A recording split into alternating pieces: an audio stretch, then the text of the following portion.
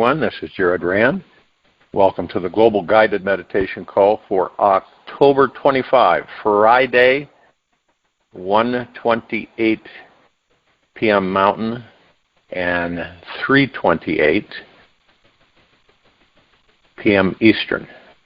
We're having a reverse aging health call and all the rest tonight at a little after 9:15 p.m. Eastern. Imagine if you could just turn off all the noise, all the chatter, at whenever you choose to.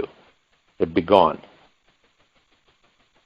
Worry, stress, fears, be gone. It'd be just boom, push the button, throw the switch, whatever, and it's gone. Now, would you go back to it? Would you be tempted to throw that switch to go back to it in an instant? Or would you no longer pay any attention to that switch ever again?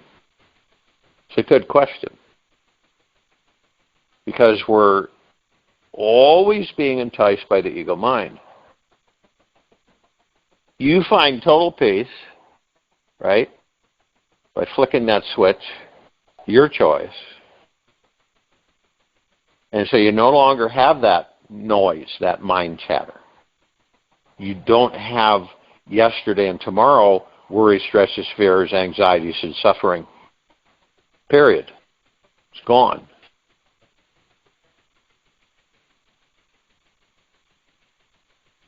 It's a question that comes up with all of us on occasion. What if I had that opportunity to do that?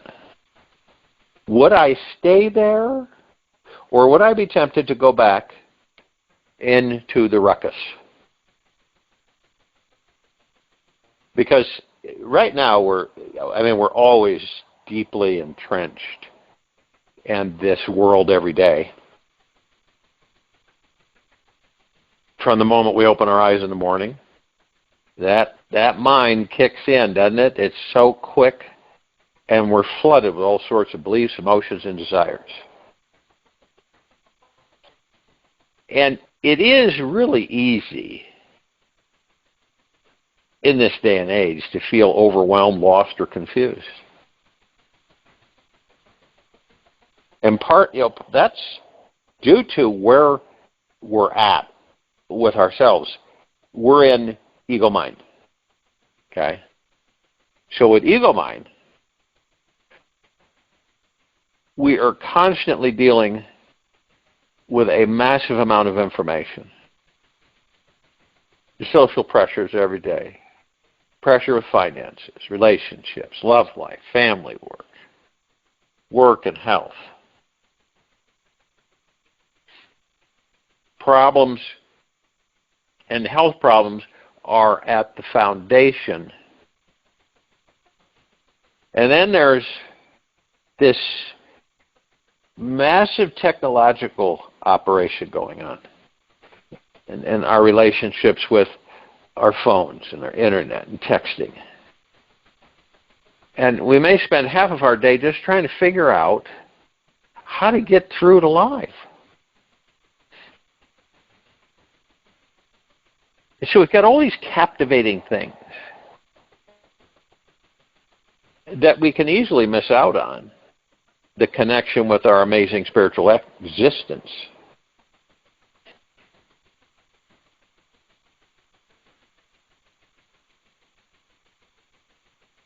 So you could kind of feel the shift and also the pendulum swinging back and forth.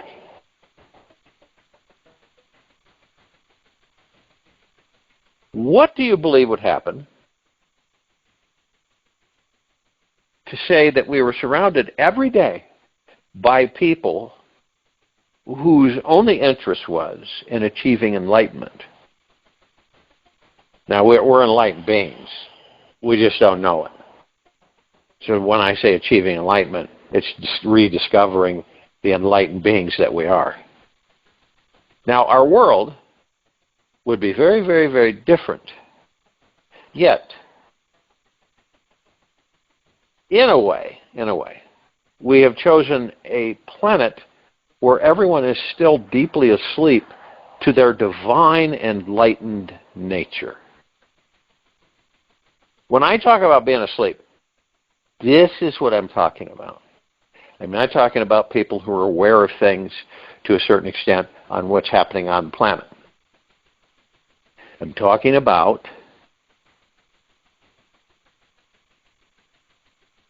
people who are deeply asleep to their divine enlightened nature. In fact,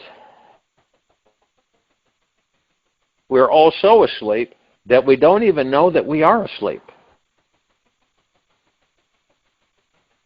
Every human being is sleepwalking through this life, meaning that we are always plugged into the mind. The veil is so thick and the pattern is so deep that we need to use everything we've got to wake up. This means using everything you can find outside of you and inside of you.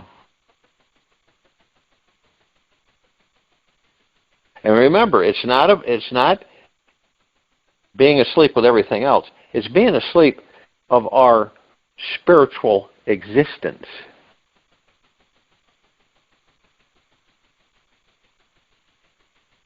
So we can choose to use everything at our disposal to find the God within us. You can use every conversation as a vehicle to listen to the divine. Use all your senses everywhere you go. Touch, taste, feel, hear, even breathe in the smell of the divine. Use every moment of your free time to find deep silence, stillness, and inner peace, so you can connect deeper with the divine. Whatever it is, media, and all that excessive advertising that is constantly dumped on you. When you read something that jumps out at you, notice how its spiritual message is just for you, no one else. Now, when you do, because you will, if you haven't already, when you feel like you might be making some form of connection to God, breathe that feeling deeply into your body. Stop everything. Give this experience all that you've got, because it might not last long. Notice how the feeling resonates with what's going on in your life. Find the practical aspects, like, how does this, you might see an advertisement, you might see something in a magazine, you might see something on live stream, you might see something on the internet.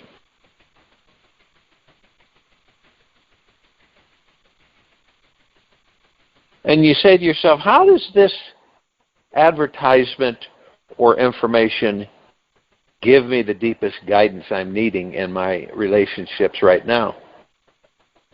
Because we know there's no coincidences. Coincidence is something that was made up to describe away things we don't understand or comprehend.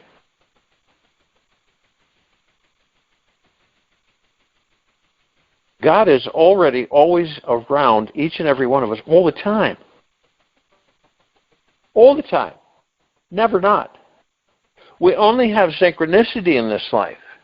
Everything is perfect and divinely aligned. The God Source never, ever, ever, ever makes mistakes. When you are 100% devoted to finding total alignment with the divine and everything around you, the magic will its way into you.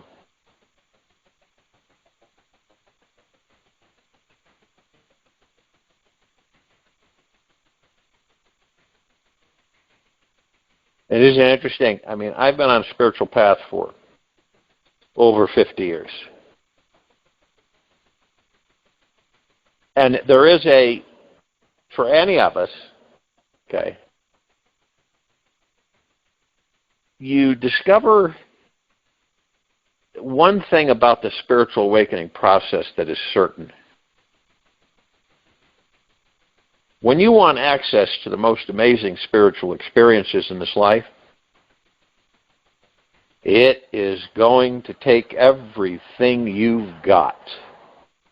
Because the enlightened state is definitely like anything you've ever experienced before. There are no more problems in your life anymore. There are only deeper and deeper and deeper connections with the divine. And some people will say, oh, yeah, I'm an enlightened being. I'm enlightened. That's great. But enlightenment is not for the half-assed skeptical seeker, the protective pessimist, or the mind addict that is super smart intellectual. It's for that ordinary being, or you want to use whatever, it's for that being who has devoted their entire heart and soul to something beyond this world. It is for that simple soul who wants to create the deepest, healthiest relationship with themselves and the God Source. The biggest difference of all, perhaps, is that their connection with God is their highest priority all throughout the day.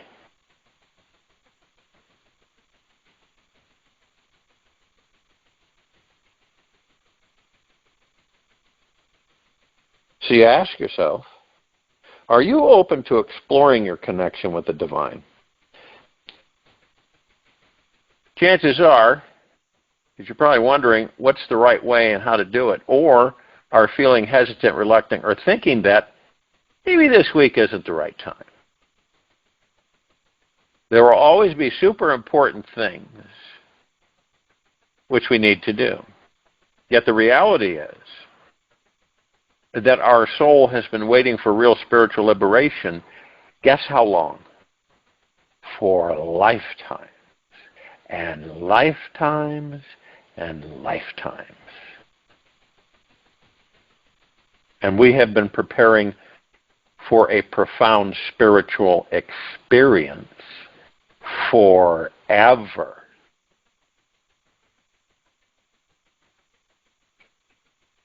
We're here to let go of everything and find our real connection to the divine again. See, if you don't let go, you don't surrender. It isn't going to happen because you become so cluttered, so heavy, and so weighed down that you'll go through this life, you'll leave this life. Not ever discovering who and what you are.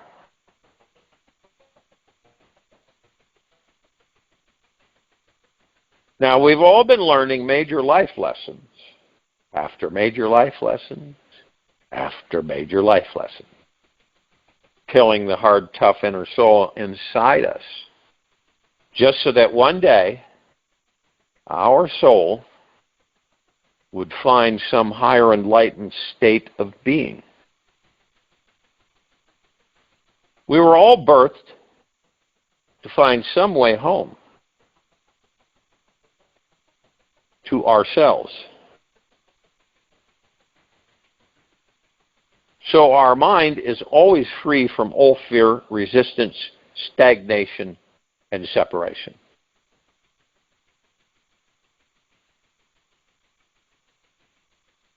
How does this happen? One may ask. How does this happen? It just happens. The enlightened mindset just happens. It happens when you return to the pure source of awareness that is beyond the mind. When you discover the awareness behind every thought that you're thinking, you come closer to the most sacred intelligence in this universe. And guess what? This is who we all truly are. Funny thing is that there's only one thing stopping any of us. There's only been one thing stopping any of us forever. And we know it's that mind, that ego mind. And it is so full of personal beliefs and ideas about this life that there's not much room for anything else. It's packed. It is overflowing so much that we have become blind to God. And we've really got to watch out for the mind. It's the only thing stopping any of us right now. It's the only thing.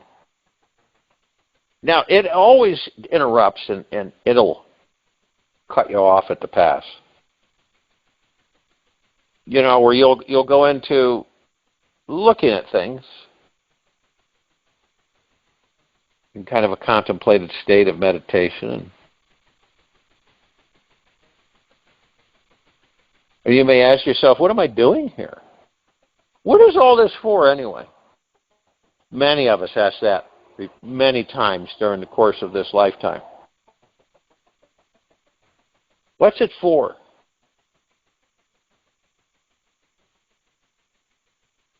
It seems so useless. This is when we get lost in the mind, the ego mind.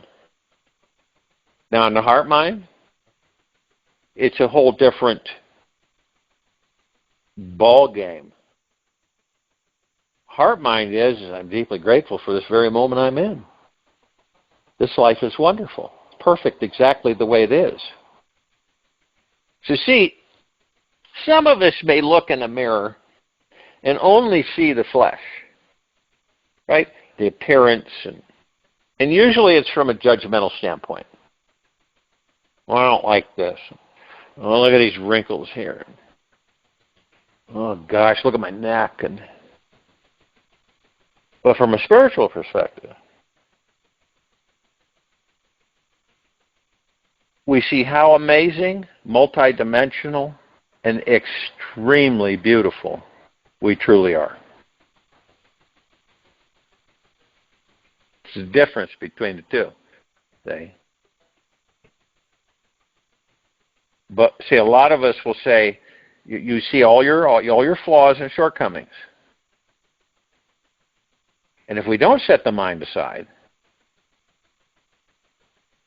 we can only see and hear what it thinks is good and bad. And it can be extremely judgmental. And this is pure entertainment for the ego. The mind entertains the ego. We dislike being bored, don't we? Right? We don't like being bored. So what do? Well, we cling to all sorts of opinions about right and wrong.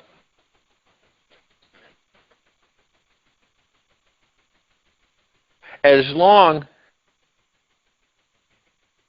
as we are over-identified with and attached to opinions of good, bad,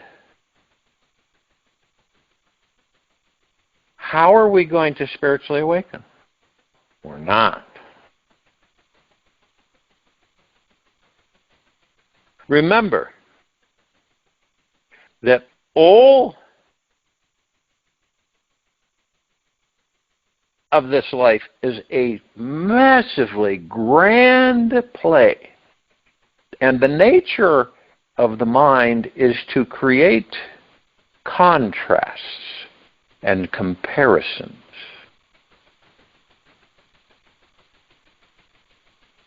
The mind doesn't like the gray middle path.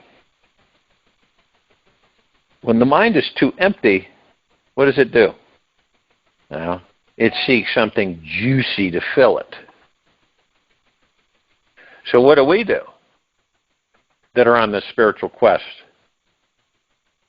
We let go of filling up the mind, and we find the spiritual being that we are.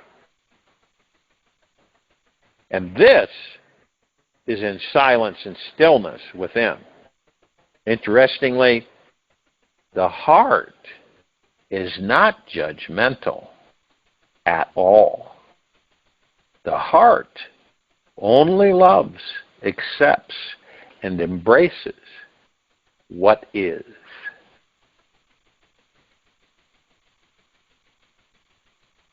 So do not trust the mind.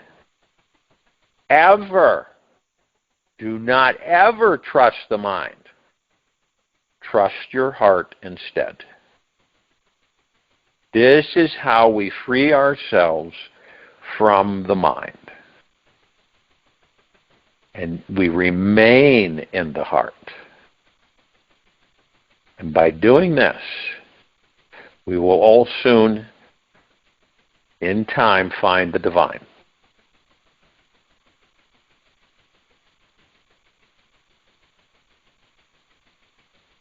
And things like discovering, one of the quotes from A Course in Miracles, and this is a miracle. The moment that you realize that there is no way to make a home, then this whole existence is home. Then, wherever you are at home. Very true.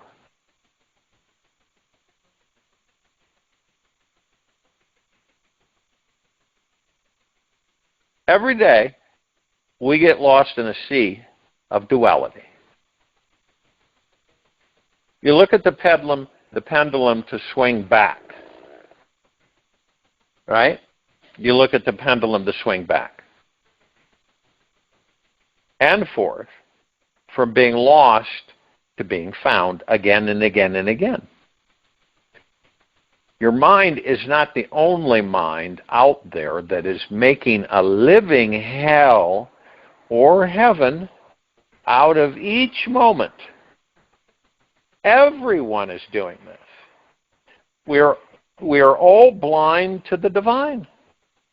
We simply have to choose to learn, how to release all attachments and trust in God. We're trusting in ourselves. We are the God. And surrender to its totality.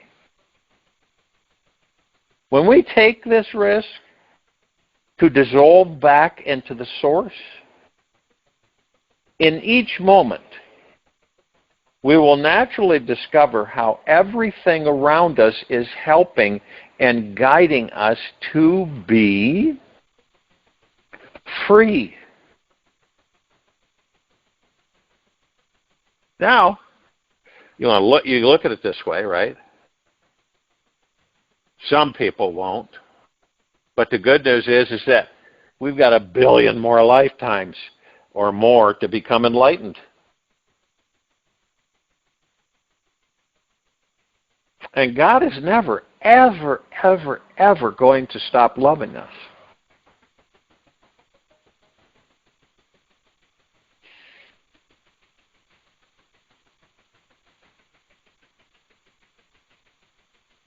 Now, the not so good news is that if you postpone, you'll miss out on the 1,000 opportunities heading your way today. Because there's no real end to this journey. See, you don't die when you die. You don't. Unbeknownst to popular demand. So truly, there is nothing to be concerned about.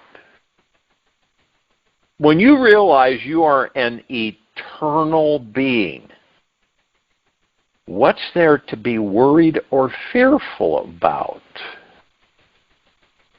We're all on an infinite journey. We are always safe and on the right path. We've made it this far. And we are still a very conscious and deeply sensitive being. This is a very good sign.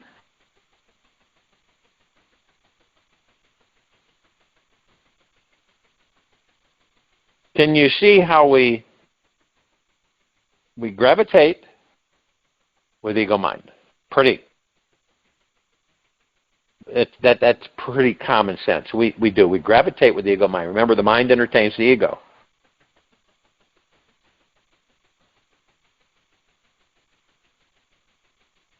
And we judge ourselves all the time. We may not know it. And it's not really like, oh, I'm going to judge myself thing.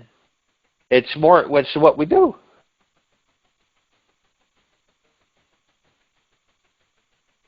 And it doesn't matter if we are conscious human beings or not. That mind is constantly judging ourselves, other people, this world, and anything that it can get a hold of.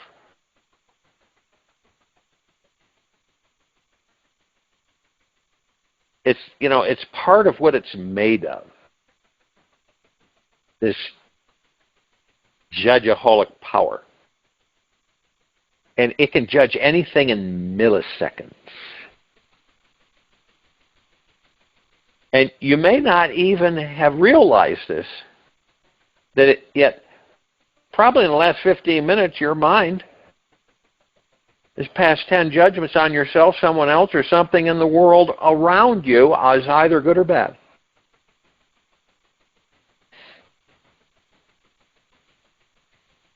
It's a judgmental monster, the mind. It's perpetually busy working away at labeling this life. And it's a slippery little thing. It is. It's slippery to catch because we're so accustomed to it, judging everything in this life. It's as if we've been literally, okay, you go out into the sun and you're out there forever and your skin is baked off of you, right? And we don't realize that it's been completely baked off.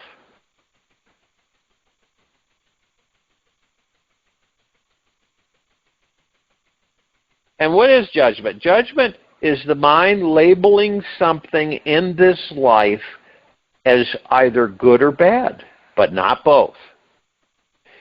It is a one-sided viewpoint of existence, judging is, which separates and divides. Interestingly, judgment manifests only when we are living up in the head and are disconnected from our heart. When we are living from the heart, the mind cannot judge. This occurs because the heart is free from duality. And the mind can only exist in duality. Seeing black and white, the heart cannot get hooked in whatever the mind believes is only good or bad. When the heart is leading the way, we are free from the perpetual prison of the judging mind.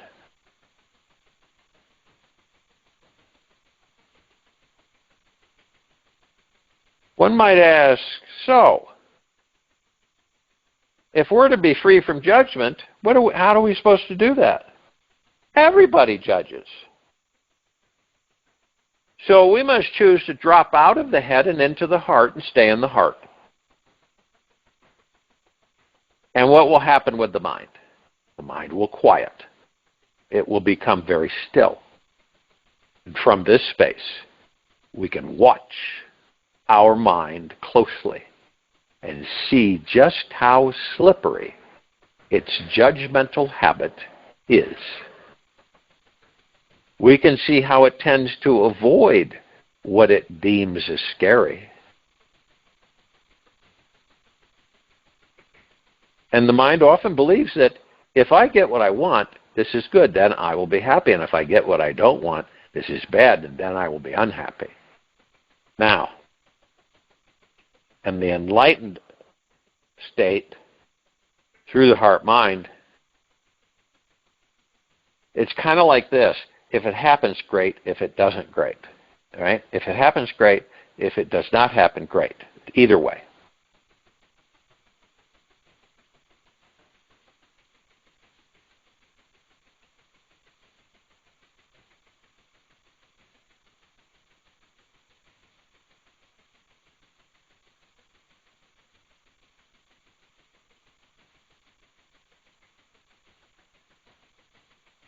The more enlightened path, however, heart-mind, is comprehending that in this great divine, supreme, all-intelligent universe, we're going to get it all. We're going to get every single drop of it. We always, always, always get what we want and what we don't want. How can that be? Well, in that context, you have a lot of money. You've never had a lot of money. And then you look at the flip side of it, right? Managing, protecting, all of that comes in. This is why I say always look at both sides of the coin, not in judgment, but in perception, in observation.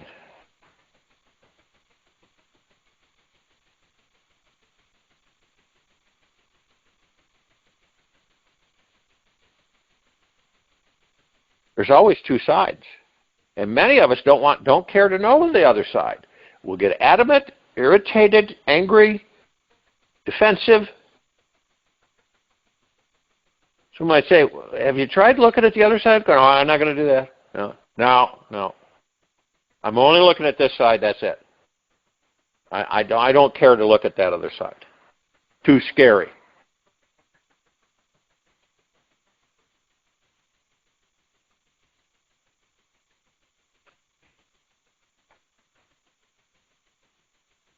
It's like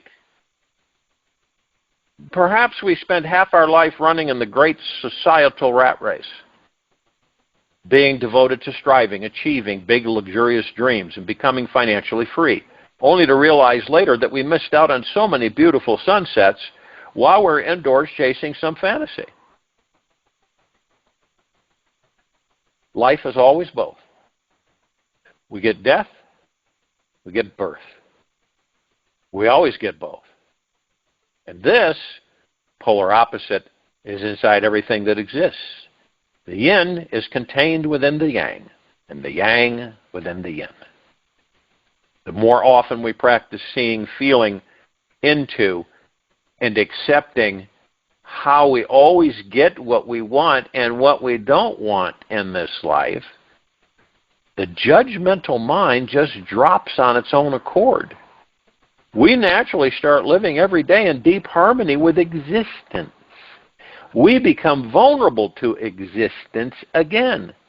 And in this wonderful humility, we can feel the great perfection of life.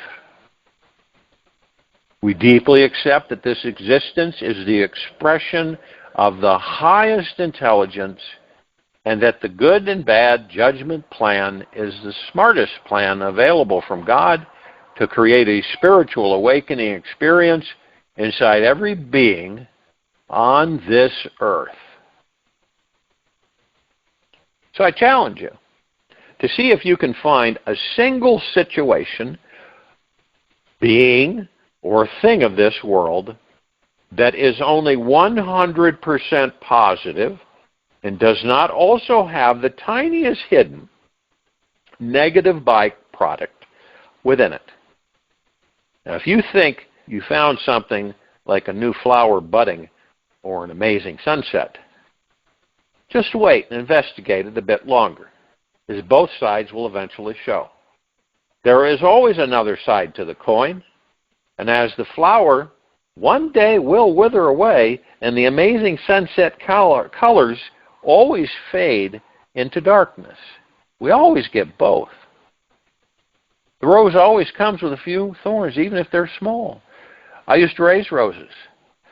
And some of them had really small thorns, but you know what? Those were the most irritable ones, irritating. Not the big ones, because the big ones you were aware of. It was the little ones.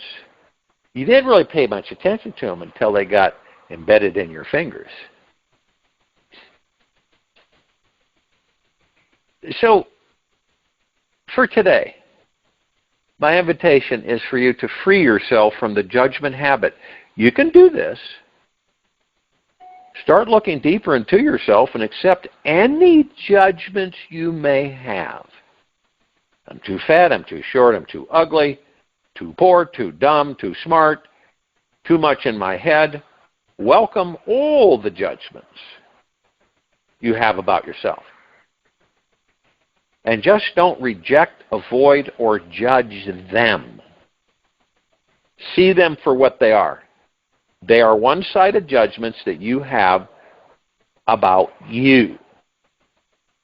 When you can truly see and welcome the judgment, it will have far less energy and magnetic pull on you. In a matter of minutes, the contracting hard feeling around the judgmental thought will lessen, drop into stillness, and you will become truly free from it. I'll join you in the meditation. I'll return to close us out.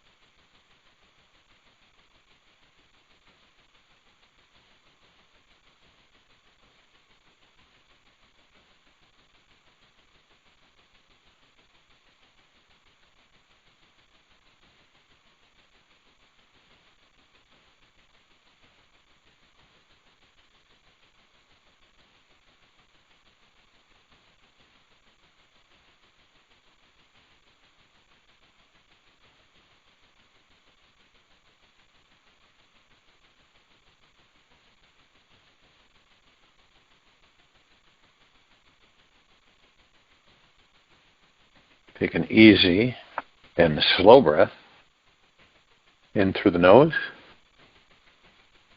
And take an easy and slow breath out from the mouth. Remain still, relaxed in your body, focused on your breath, rising and falling. Have courage. I'm sending you tremendous courage today to face, embrace, and finally welcome that one thing that you're perpetually avoiding. Do you know what I'm talking about? It's that thing you know you most need to change in your life. The things you need to say, do, and believe that will make you feel fearless and free. There's no need to conquer or achieve anything in this life. It's fine if you wish to continue to avoid your freedom and continue living in fear. The all-loving universe, this universe, is giving you infinite attempts to figure this one out. Yet, there will come a day when you get tired of this old fear game. Realize the most important thing. Who you are is beyond all of these ideas. They are all just a bunch of charged thoughts passing through your brain. And you will realize the truth that you are the creator of your entire reality. Your mind is imagining everything. Isn't it amazing how fear falls away so quickly when meeting the truth? Perhaps everyone already knows. We're all just waiting for you. Take this with you for the rest of the day into the evening and night, the following morning. We'll return here tonight, Friday, October 25th, a little after 9:15 p.m. Eastern, to continue our reverse aging health call. And Saturday, October 26th, 2024, a little after 3:15 p.m. Eastern, to continue our global guided meditation call. Be gentle, kind, generous, humble with yourself at all times. Be in the highest of the highest high, deepest of the deepest deepest, purest the purest purest, eternal gratitude at all times. No matter what's going on within you, nor outside of you. Open your heart. Let the magic flow in.